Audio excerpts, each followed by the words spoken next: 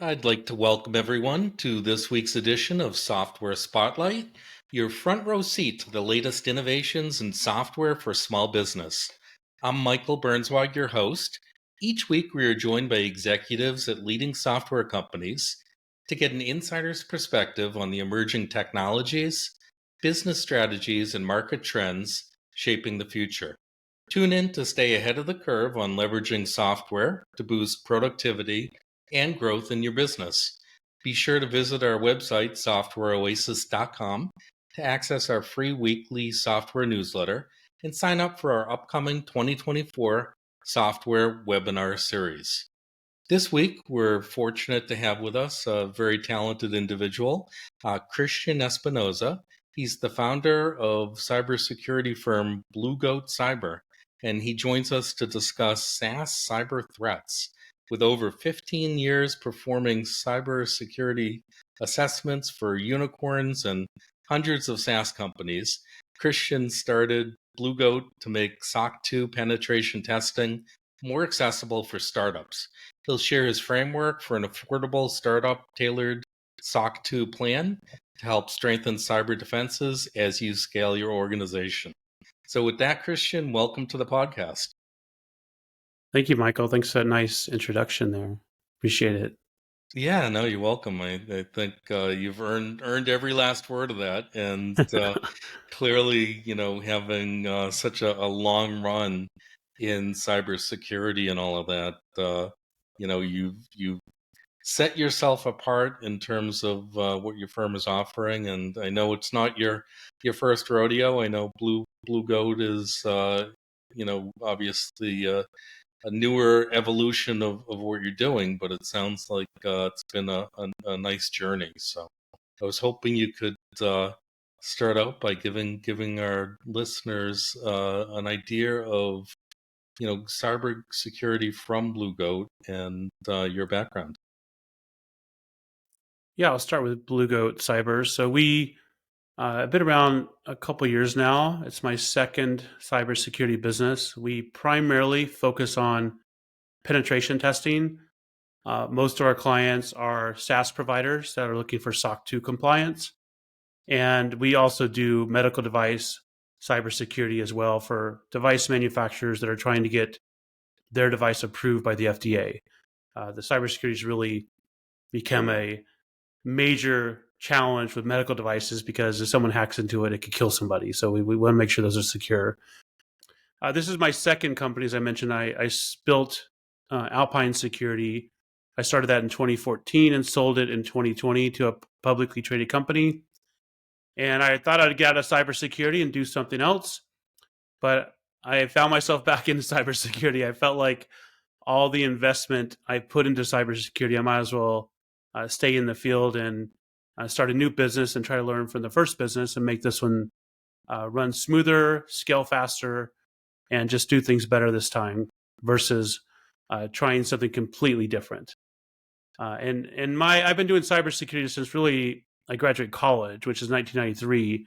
I used to be in the Air Force, in the military. I did it for the Air Force as a DoD contractor. I worked for DHS for a while and numerous government agencies. So this is something I've been doing for over 30 years now. Very nice. And always the second time around is a great opportunity to learn from the previous journey. And congratulations on having sold your last firm. That's an exciting accomplishment. And they never say never, right? Obviously, life is a journey, and as I can tell from the couple of books that you've written, clearly you've had quite the journey. So, before we get into the details of cybersecurity and SOC 2 and all of that, can you share with our audience a little bit about your latest book and maybe touch a little bit on your previous book, just to give everyone an idea of the in between life in the micro and smartest person in the room, so that everyone kind of has a little bit of perspective to the person behind the company. Yeah, so this is my latest book, The In Between Life in the Micro. It has nothing to do with cybersecurity. It's a sort of a focused memoir on my life because I've been pretty focused for most of my life on the macro goal, the big thing I wanted to accomplish. And what I realized was because I was so hyper focused on that big thing I want to accomplish, the next mountain to climb, the next business to build, the next whatever. I'm a goal setter. When I get so hyper focused, I often in the past, I'm trying to get better at this. I was skipping the moments right in front of me, like I'll call them the micro moments. Sure. And I wasn't just skipping them, I wasn't showing up with intention in those moments. And I was kind of like letting circumstance control things in the micro moment. And I think we're And all guilty of that. Sure. I think a lot of us are. And I even found those little things irritating versus like that's part of life. The small moments, life is really a collection of the small moments. And also, what I realized is sometimes if you pay attention to those small moments along the way, the micro moments to your big goal, you might realize that that goal you're seeking is not really what you want anymore. So there's clues along the way that might inform you that goal is no longer the direction you want to head. So it's about a focused memoir about that, around that of where I got things right and where I got them wrong, and in health, wealth, and relationships, really where I've messed things up in a relationship because I was too focused on the big goal and didn't see what was right in front of me, and where I got things right as well. Just trying Right. to become a better human being, basically. If I read right, it sounded like you had witnessed a horrific accident that kind of uh, you know brought you to the point where you wrote that book. Is that accurate or?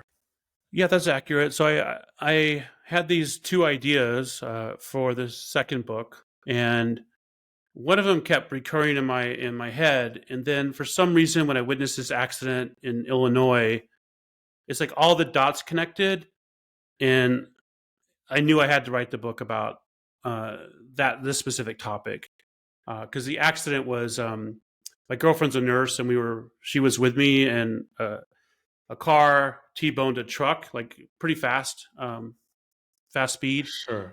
and the woman got out of the car. I think her leg was broken, and like she had glass falling off her and stuff, but she was in shock. And my girlfriend and I were the only two people that got out at the intersection and helped. Everyone else just sat in their car, kind of filming it, acting irritated, and Yeah. I just thought the whole thing was unique. And what kind of struck me was the woman that got out of the car that was severely injured. My girlfriend, she helped her to the ground in the middle of the intersection of the pavement, and the only thing she wanted to do was talk to her husband. Um, so I called her husband on my cell phone and gave her the phone, and she was just elated to talk to her husband. So like in this time of crisis, nothing else mattered to her but talking to her husband to say, I don't know, she thought she was going to die, or Yeah. she just wanted to let him know she was okay. But that was like the only thing that mattered, and that struck me.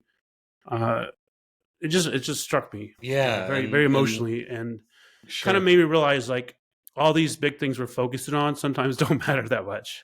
Yeah, and it shows you how much of a journey it is, and no matter where you're at today, today is the day that you have, and you clearly need to make the most of it. And I think that that's a very important lesson, for everyone.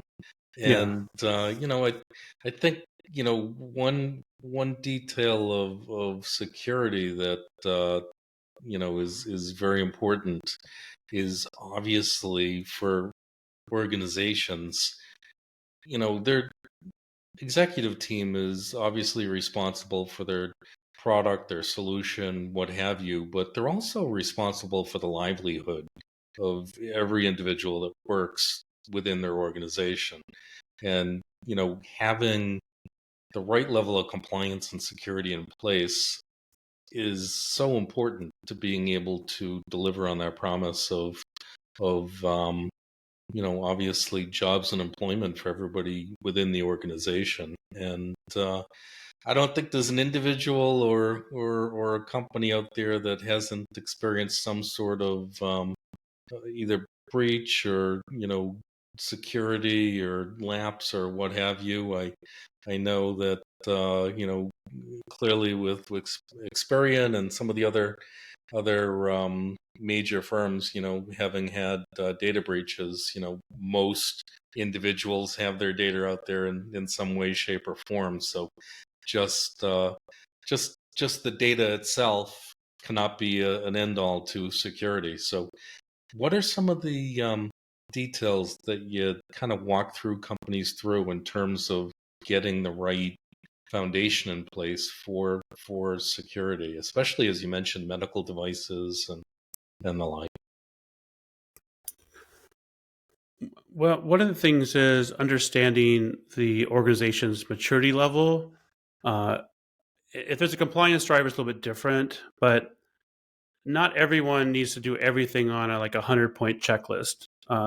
You can often do 5 things, the top 5, if they're rank ordered by what will reduce your risk the most.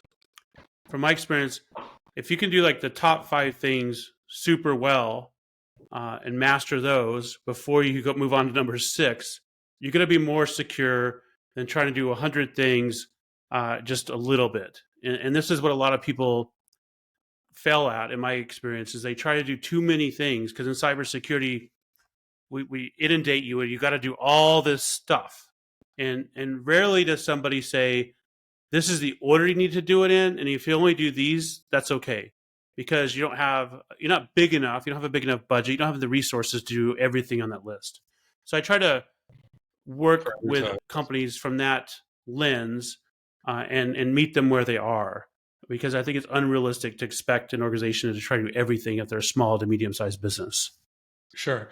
And at a high level, um, can you give an example of a company that would approach you and what that initial conversation might be, what it is that might prompt them to, reach out to Blue Goat, and what some of the different scenarios are? Yeah, so if we're talking a SaaS provider, there's usually a couple different scenarios where they reach out to us.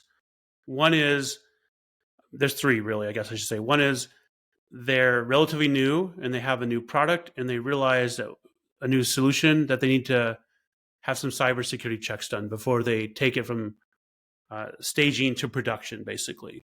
So then they reach out to us, so we test against their staging environment and find things typically, and then they feel relatively good about releasing it to the public, because they have a little bit of concern.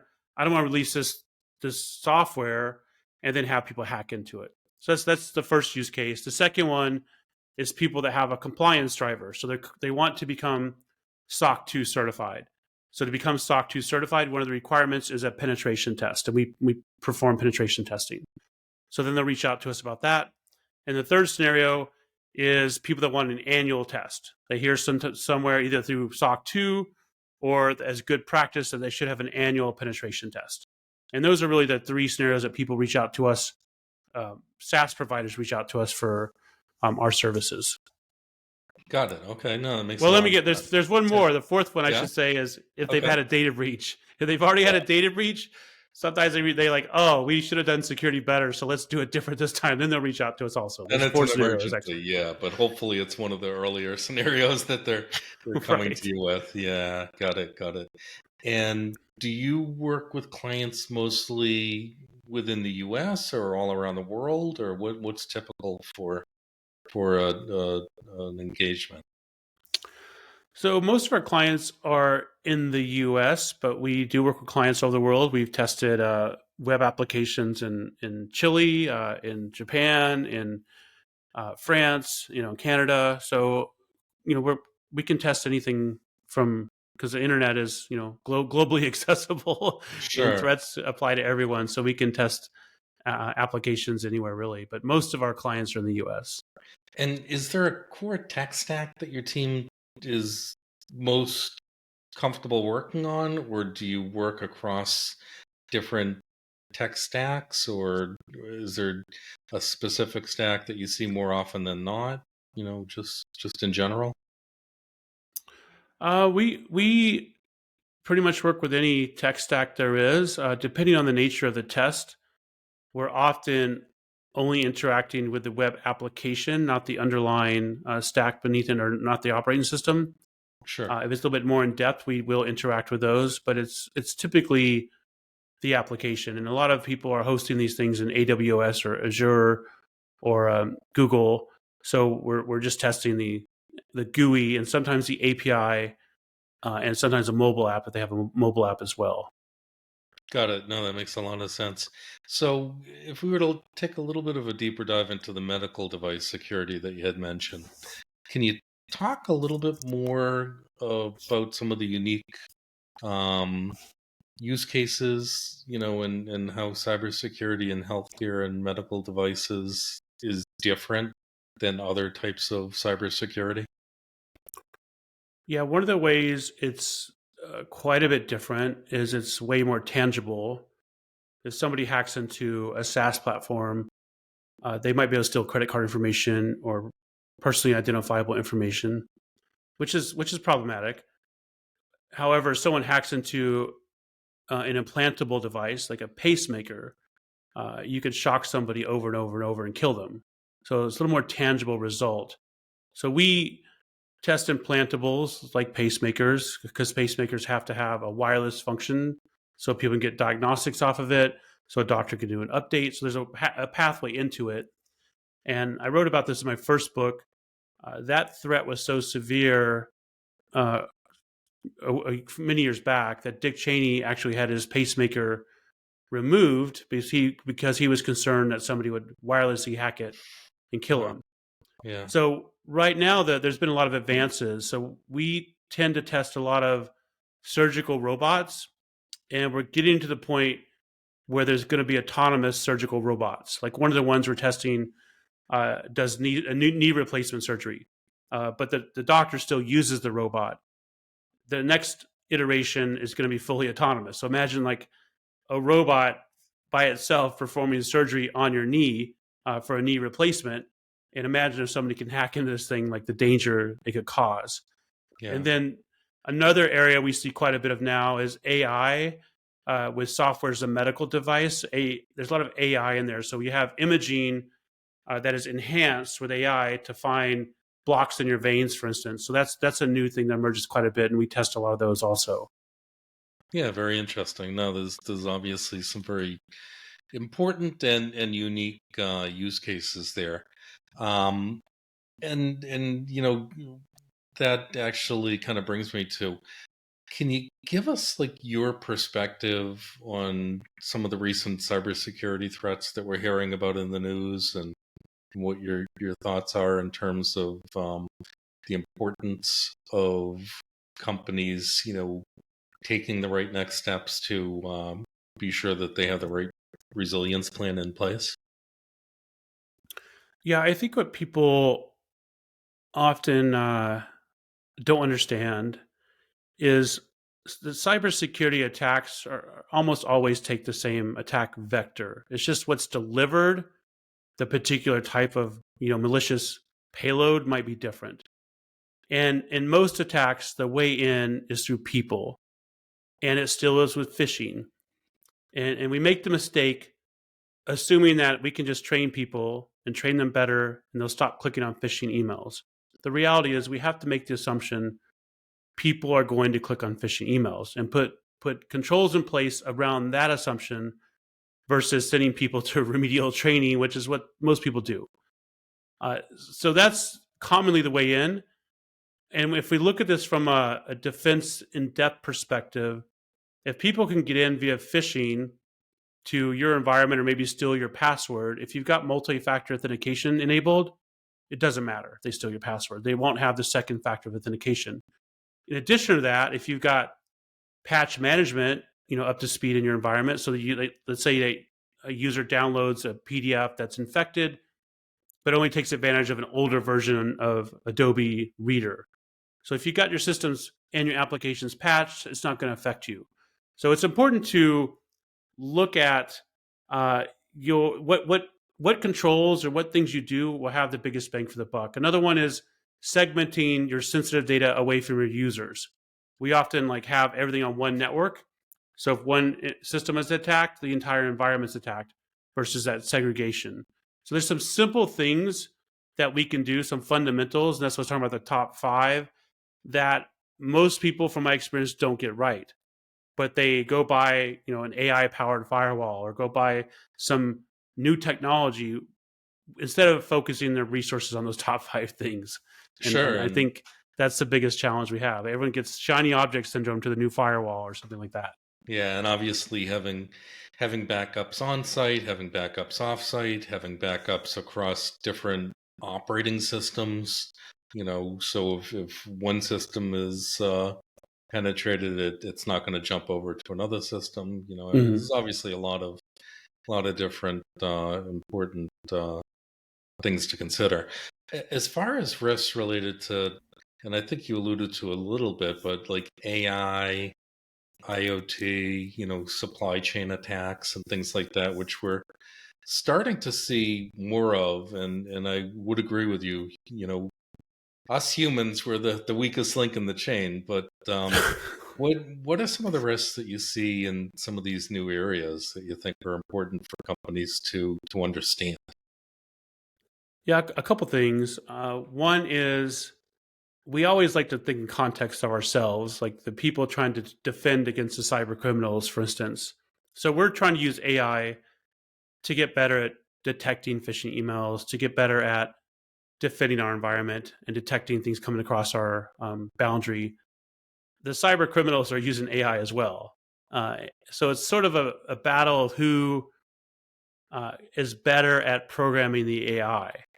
And it's going to be like AI versus AI. And for me, like I do a lot with AI, and I was writing some content, and I was having AI write it, and then I just did this test. I had another AI check the original AI's content to see if it was legitimate or if AI wrote it or if a human wrote it. And if I just told AI to write the content, the AI content checker could figure out that AI wrote it. But if I program the AI to write it with perplexity and burstiness and use unnatural words and speak more like a human and avoid AI detection, then it actually wrote that like a human, and the other AI couldn't detect it as AI. So it's interesting, like how well you program the AI is really what matters when it comes to this concept. And I think the cyber criminals probably have a leg up on us. The other thing that I think is we're moving towards as far as AI is I live in Phoenix right now, and we have autonomous cars here. The brand is Waymo. I take them pretty much all the time. If I need instead of an Uber, I take the Waymo. And I often think, we're going to have more of these in more cities. Right now, they're only in Austin, San Francisco, and here in Phoenix. But I often think, like, what if somebody attacks this car? There's a vulnerability, and they speed it up to like 100 miles an hour and run into a telephone pole while I'm in it. It could kill me. So like we're evolving to this point where we have technology and more things where it's no longer about stealing sensitive data. It's about someone's life at stake, really, if we don't get it right. Absolutely. And for companies, are there best practices that you think everyone should be considering in terms of uh, just fundamental, things that they've got to get right? Yes, I would say if I were to list like the top five, number one is multi-factor authentication. Enable that in everything. The second one is patch management. So make sure you patch your operating systems as well as the applications on those systems. The third thing is segmentation. So keep your sensitive data, like your intellectual property, your programs or whatever, away from users. So there's a segmentation there. The other one is training. I know phishing will still click on phishing emails, but you should still train your users on spotting that kind of activity. The same thing with like business email compromises and different type of attacks we see. And then the last one I would say is looking at your budget and not just spending it on new technology, because sometimes a procedure, which I would say is the fifth thing, is really looking at procedures, uh, is often overlooked. And you hear this all the time where somebody got involved with an accounts payable scam, and supposedly the CEO told them to pay this money, and they went ahead and sent a wire for like $3 million. A procedure that said no wires can be sent above, $20,000 unless you speak to the CEO in person or unless you have a video call with them. That would have solved that problem.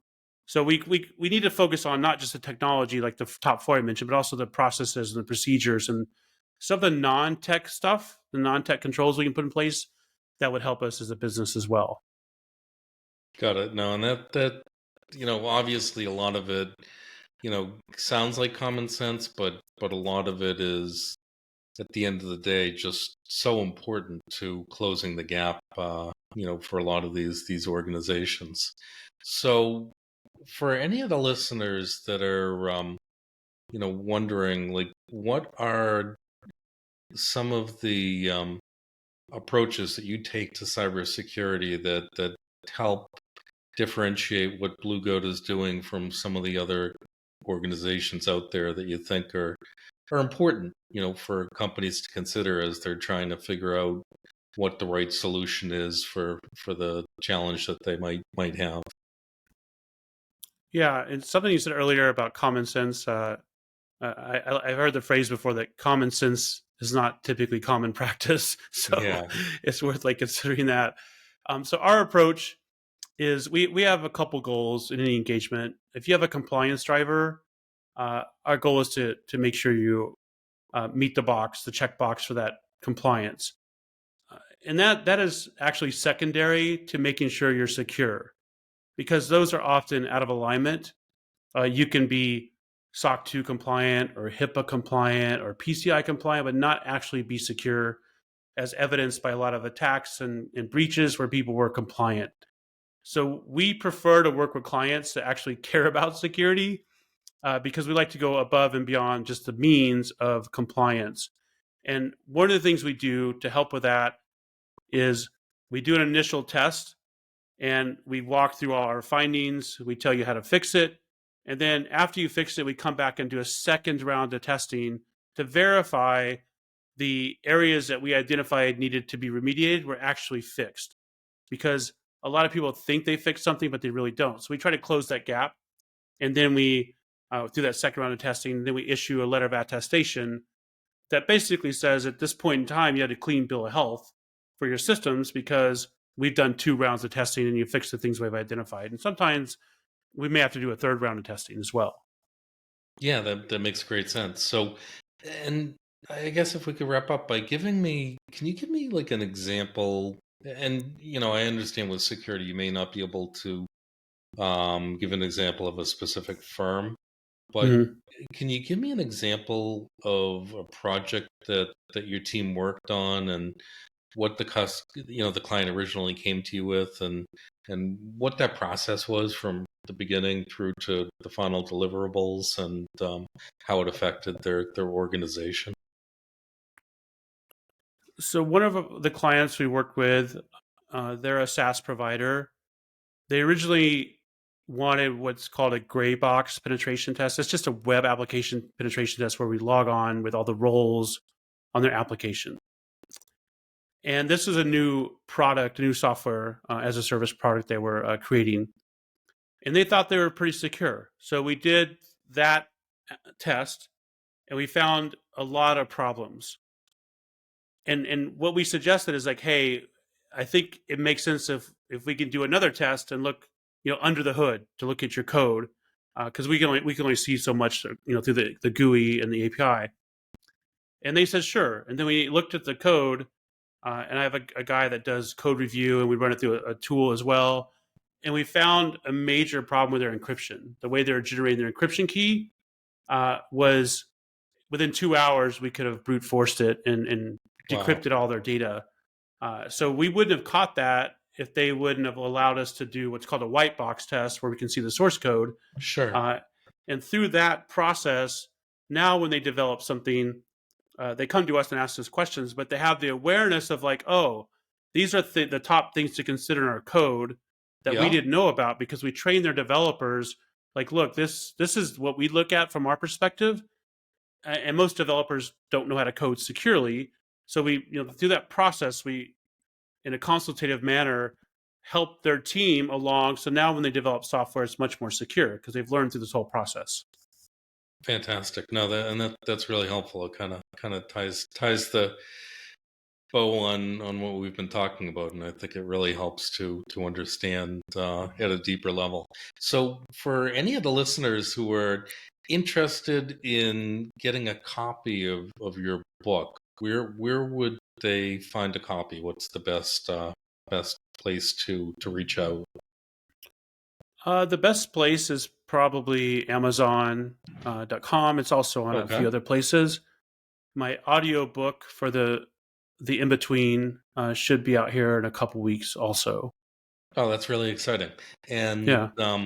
for any companies or organizations that are out there that are interested in, you know, engaging with Blue Goat as far as a project that they have to work on, can you give me an idea of what the onboarding process looks like? How would they reach out to you? What does an engagement look like typically? Yeah. So they can go to the bluegoatcyber.com website, and we have on there like a button to schedule a discovery session.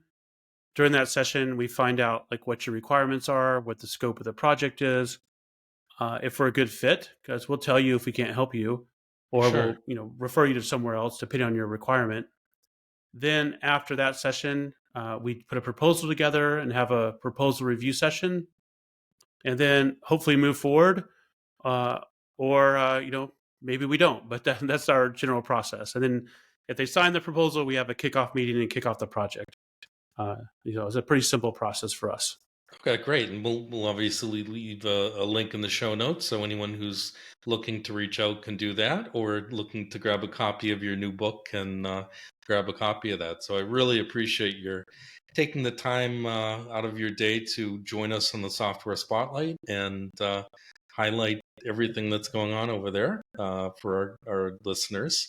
And coming up on our next episode, we'll have Kieran James. He's an entrepreneur and founder of Wonderful, an innovative fintech company providing secure, instant banking payments at no cost. With over 30 years' experience launching startups in tech, including 2 NASDAQ listed companies, James brings exceptional expertise to this new venture. His new venture, Wonderful, aims to transform payments and fundraising via open banking. James joins us to discuss this cutting edge innovation in fintech. So be sure to visit website of our softwareoasis.com to sign up for our weekly newsletter and register to attend our upcoming 2024 webinar series. So once again, Christian, thanks for joining us on the Software Spotlight this week. Yeah, thank you so much for having me. I enjoyed our conversation. Okay.